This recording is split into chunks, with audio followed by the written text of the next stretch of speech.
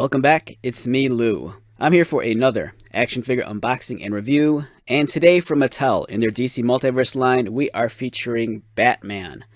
So this is a much older action figure dating back to 2019, and this is not your average Batman. This is actually Dick Grayson as Batman. So this story came out years and years ago. It was one of those moments where Batman died again.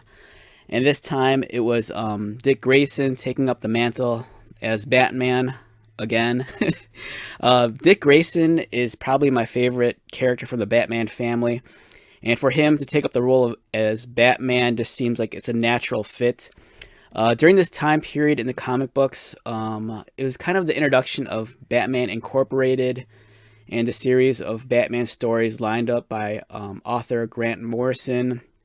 It's probably like I think one of my favorite eras of Batman, at least in my history of reading the title. So let's get started. As you can see, this is the older DC Multiverse box. I believe this was the style they used during Mattel's last few years when they had the license to make the DC figures prior to it being handed off to Spin Masters and McFarlane. So here we have Batman Reborn. Following the death of Batman, Dick Grayson dons the cape and cowl and assumes the identity of his fallen mentor. This wave included all the figures needed to build Killer Croc. As you can see here, we have KG Beast, Katana, Alfred, which I remember being kind of hard to find. Same with Red Hood. We're looking at the Dick Grayson Batman, and then there's even the Tim Drake Red Robin. Alright, let's get started.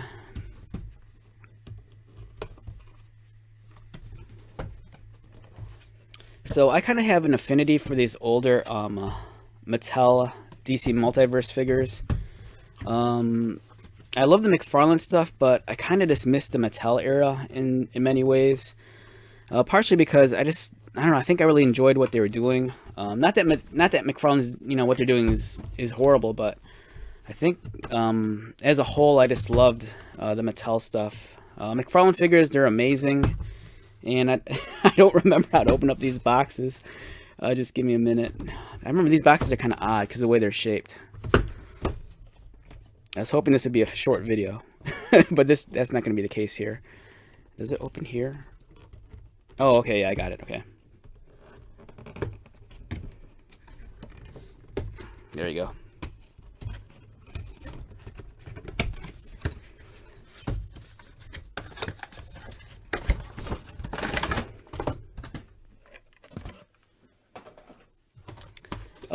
Man, the Killer Croc Build-A-Figure. I never completed this figure, but the pieces are gigantic. Look at the size of the leg. The leg alone is like as large as the figure. First impressions, it's a very basic looking Batman. This is pre-52 era, and it's Batman still kind of wearing the spandex versus, like the modern tactical armor that we see in a lot of interpretations of the character today. I love the Dick Grayson head. It's not overly stylized. It's just, very basic design. And then you give him the look where you swap out the head with Dick Grayson, and then underneath you got put the cowl on the shoulder so it looks like he unmasked himself.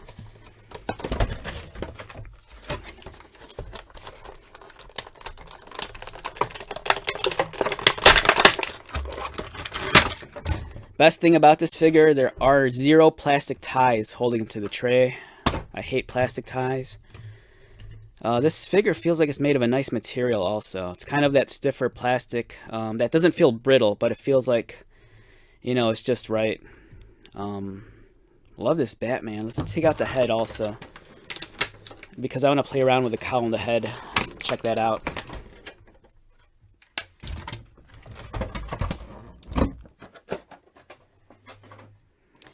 Alright, so we have the Dick Grayson Batman. As you can see, it's a much leaner version of Batman. Dick Grayson, he's a circus acrobat, much younger than Bruce. So, of course, I think this kind of thinner build fits him. It's a lot more athletic looking than like swolled out compared to the Bruce Wayne figures we get. very nice sculpting. It's very basic. You know, this is something that's more in line with the DC Classics, DC's Universe, or Marvel Legends. It's interpreting a comic book character, so he's not necessarily going to look like photorealistic. He kind of has the simplified, streamlined utility belt that we saw in the comic books. And one thing I've mentioned in the past also, you can sometimes identify Batman characters that aren't Bruce Wayne by the number of fins on the gauntlet. Here, Dick only has 2 fins as opposed to 3 like Bruce does. Has a cloth goods cape, which I'm kind of 50-50 on. I like that it's soft and it's, you know, not too large, but at the same time I do enjoy the look of a plastic cape. And there's some weird paint on the back of his hood here, which I'm not sure if I could scratch that off or not. Maybe. I'll take a look at it later. But overall, it's a very solid, decent figure. This figure came out in 2019, and it's nice that we got pinless design for the double jointed knees, pinless design for the elbows as well. So it's very clean. You know, it's a very clean looking action figure. In terms of his articulation, his head rotates. Does he look down? No. Does he look up? Not really. Arms rotate. They go outward. Bicep swivel. Bend at the elbow. Kind of tight. I don't want to force it right now.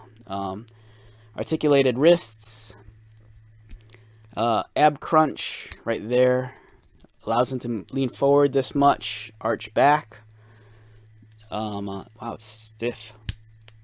About there. Not a whole lot. Unless I force it, but I don't think I'm going to. Swivel at the waist. Kicks up. Kicks out. Thigh cut. As I pointed out, pinless design for the double jointed knees, and the lower joint's kind of stiff. Don't want to force that either. Articulated ankles.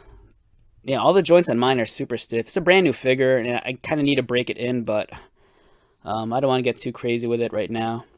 Now, for me, the big selling point was this. You know, I love Dick Grayson. He's one of my favorite characters in the DC Universe, and it's kind of cool to get a Dick Grayson head right here.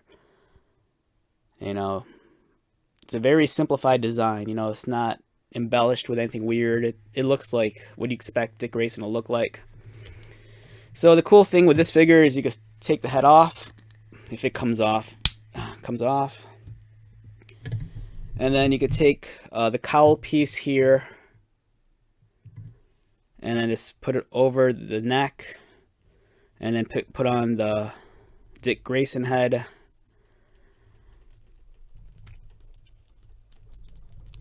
Wow, it's a tight fit. I'm not going to force it either. This is friggin'... I might have to heat the head up. It's not going to go in. Alright, but you get the point. So essentially you could, just present Batman as Dick Grayson with his hood off. So it looks pretty cool. But like I said, this is super tight. I don't want to force it in right now.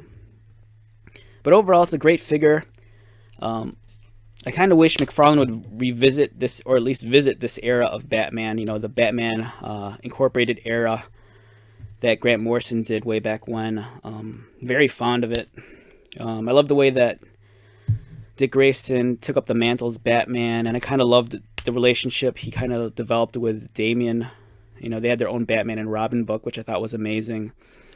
They moved on from the Batcave to, I think, like Wayne Industries Tower, and I thought that was kind of fun. So yeah, great figure overall. It's a nice, throwback to yesterday. If you can find this for a reasonable price, and if you're a big fan of the Mattel figures, I think, this is worth pulling the trigger on. Don't go above, I think, $30 on this. It's a great figure, don't get me wrong, but I think if you paid more than $30 for this, it's not really worth it. Unless you really love Dick Grayson, But overall, great, solid figure. Well worth it. So let's wrap this one up. Once again, my name is Lou. If you're new to my channel, welcome. If you're a returning viewer, subscriber, thank you so much for your continued support. I greatly appreciate it. So until the next video, be safe, take care of yourself, buy lots of toys, and most importantly, be happy. And I'll see you at the next one. All right, later.